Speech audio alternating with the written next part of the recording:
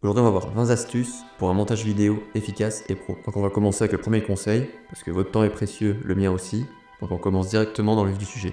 Donc le premier conseil, définissez clairement votre objectif. Vous devez savoir exactement quel message transmettre et quelle émotion susciter. Un bon montage commence bien avant d'ouvrir le logiciel. Vous devez connaître votre direction et vous y tenir si vous voulez que votre message passe. Les conséquences de ne pas faire ça donnent souvent une mauvaise cohérence à la fin. Donc le message n'est pas clair. Ne pas le faire du tout peut aussi donner comme rendu un enchaînement de plans mis bout à bout et sans rien raconter. Ça peut être beau, mais très souvent ça ne raconte rien. Deuxième conseil, structurez votre montage avec un storyboard. Planifiez avec un storyboard ou un script détaillé. Cela vous aidera à construire un récit fluide et impactant, et surtout cohérent. Comme ça vous saurez quoi faire lors du tournage, et vous saurez aussi quoi faire lors du montage. Et si vous pensez que c'est une perte de temps de faire ça, eh bien vous avez tort. Faites-le et vous verrez après le temps que vous allez gagner, soit sur votre montage ou soit sur votre tournage. Et pour ça, j'utilise le logiciel Milanote, que je trouve parfait pour faire des storyboards ou pour faire plein d'autres choses. Ensuite, 3. Organisez vos fichiers avant de monter. Classez vos rushs, musique, images, effets sonores, dans des dossiers. Rien qu'en faisant ça, vous allez faire des montages plus rapides et plus fluides. Parce que ce qu'il va vraiment vous falloir, c'est de la clarté. Et de nos jours, tout est fait pour que nous n'en ayons pas beaucoup. Donc il est plus qu'important de tout faire pour travailler avec clarté. Ensuite, le conseil numéro 4, choisissez un logiciel adapté à votre niveau et à votre projet.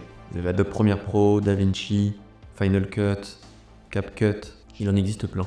Et si vous voulez sortir des rendus bien travaillés, vous devez forcément passer par des logiciels professionnels qui ont tous les outils pour le faire. Dans ce cas-là, je vous en recommande 3, Adobe Premiere Pro, DaVinci Resolve et Final Cut Pro. Testez-les, ils ont des versions gratuites pour certains, et voyez lequel vous convient le mieux à vous, celui avec lequel vous serez le plus à l'aise. Car c'est ça au fond qui compte vraiment. Ensuite, le conseil numéro 5, paramétrez votre projet correctement dès le début. Définissez la bonne résolution, 1080p ou 4K. Perso, je n'utilise jamais de 1080p, toujours de la 4K. Il vaut mieux investir dans un espace de stockage suffisant et toujours privilégier au minimum la 4K pour un meilleur rendu. Pour ce qui est de la fréquence d'image, 25, 30, 60, choisissez toujours 25 pour les scènes naturelles, donc avec ce flou de mouvement naturel. Et si vous voulez du ralenti, partez plutôt sur 120 images par seconde. Si vous n'avez que 60, faites avec, mais le mieux sera 120. Ensuite, si vous le pouvez, filmez toujours en log, pour essayer de capturer un maximum de détails dans les zones sombres ou les zones claires. L'image de base est un peu plate, mais ça vous permettra par la suite sur le logiciel de mieux travailler les couleurs et la lumière. Et ça vous permettra de donner exactement le rendu que vous voulez. Ensuite, le 6e conseil,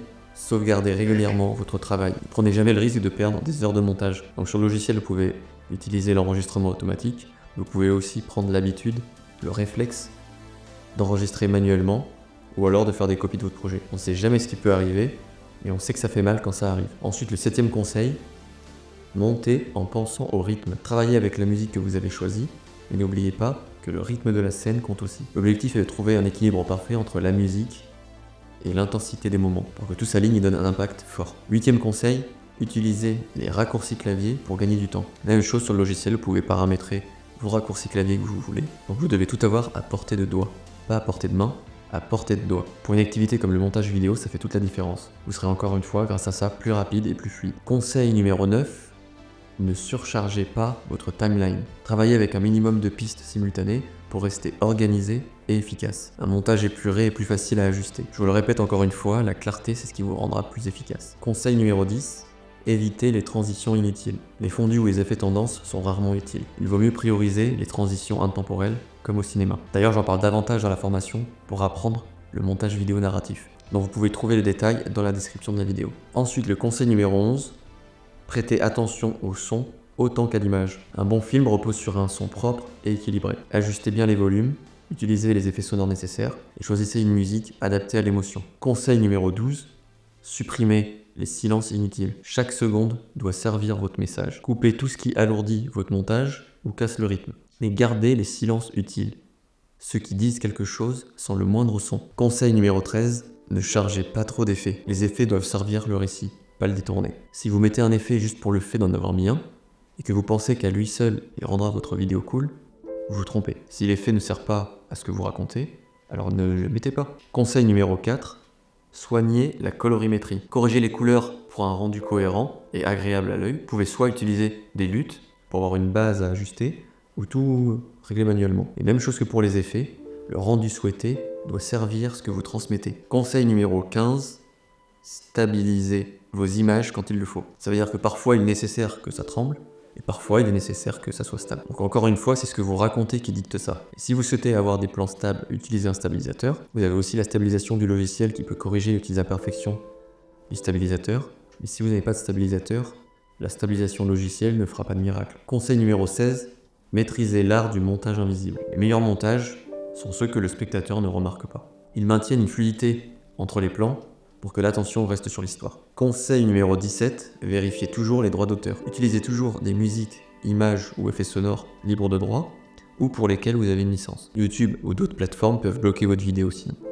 Et ça, c'est pas super. Comme endroit pour trouver des musiques ou effets sonores, je vous recommande MusicBed, Artlist ou certaines chaînes libres de droit sur YouTube. Pour ce qui est des effets sonores, je vous recommande Artlist ou Freesound. Conseil numéro 18, optimisez votre export pour chaque plateforme.